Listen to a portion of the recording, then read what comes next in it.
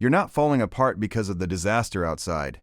You're falling apart because you haven't slept in 63 hours, and your brain is starting to lie to you. That's the part most people never plan for. Not the hunger, not the cold, not the danger in the streets. The sleep debt quietly accumulating while you stay alert, stay moving, stay vigilant. And every hour you push through it, the cost compounds in ways you can't feel happening. The first thing to understand is that sleep isn't rest in the soft, comfortable sense. It's a biological maintenance cycle your brain cannot skip without consequence. During sleep, your prefrontal cortex, the part that handles judgment, risk assessment, and impulse control, undergoes active repair. Deny it that window and the damage doesn't pause. It continues accumulating. By hour 24 without sleep, your cognitive performance already matches a blood alcohol level of 0.10. That's legally impaired in every country that tracks it. You feel awake. That's the problem. The subjective sense of alertness disconnects from actual performance far earlier than most people expect.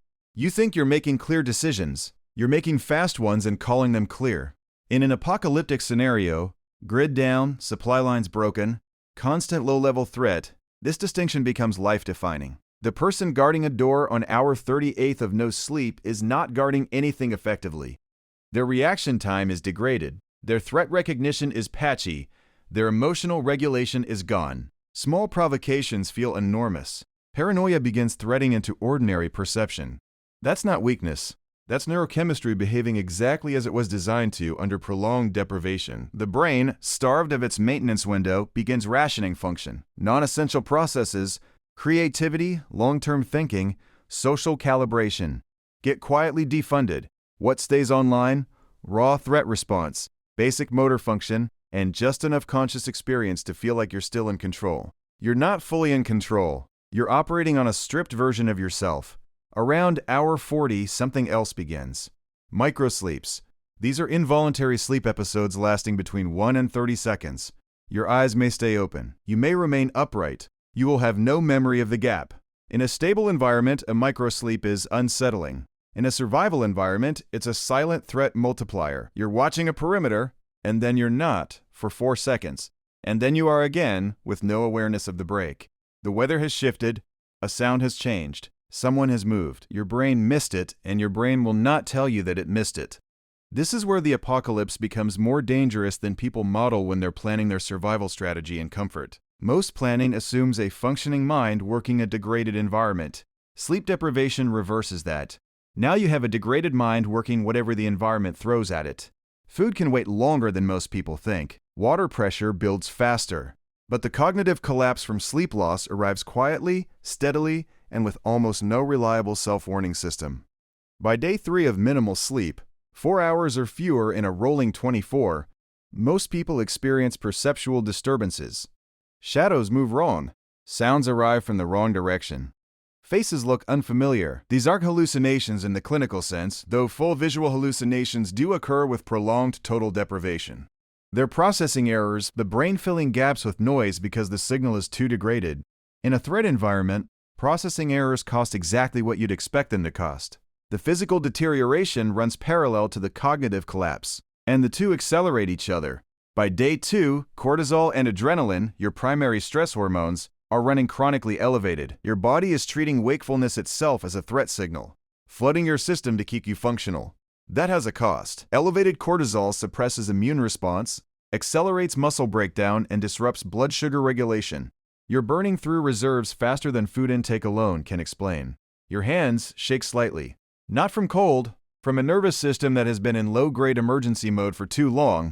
Grip strength measurably drops after 48 hours of deprivation. Fine motor control degrades earlier. Threading a needle, reading a small map, manipulating a lock. All of it becomes slower and less reliable. People plan for physical injury in survival scenarios. They rarely plan for this kind of physical erosion. Invisible, cumulative, accelerating. Your immune system, already suppressed by cortisol, gets hit again by the simple absence of sleep-phase cytokine production. Cytokines are the proteins your immune system uses to coordinate repair and response. They're produced primarily during slow-wave sleep. No sleep, no production cycle, no repair. A small wound that would heal cleanly under normal conditions now heals slower, risks infection more readily. In a collapse scenario, where medical support is absent or limited, That delayed healing is a compounding problem. The cardiovascular system feels it too. Resting heart rate climbs. Blood pressure trends upward. Not dramatically.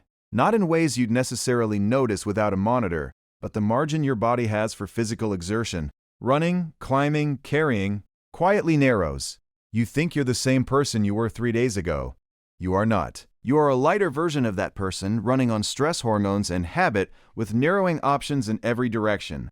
Here's what makes sleep deprivation uniquely dangerous in a survival context compared to most other threats. Most threats are external. You can see them, avoid them, respond to them. Sleep deprivation attacks the thing you use to respond to everything else.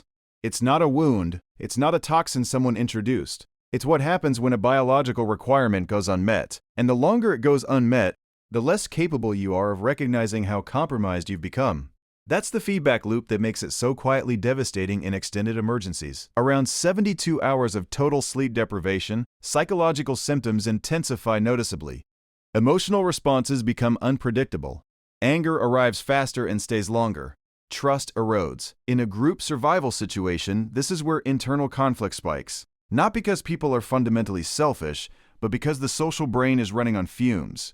Misread tone, misread intent, misread threat level. Small disagreements become large ones. Groups that manage conflict well on day 1 begin fracturing on day 3, and sleep is often the unexamined variable.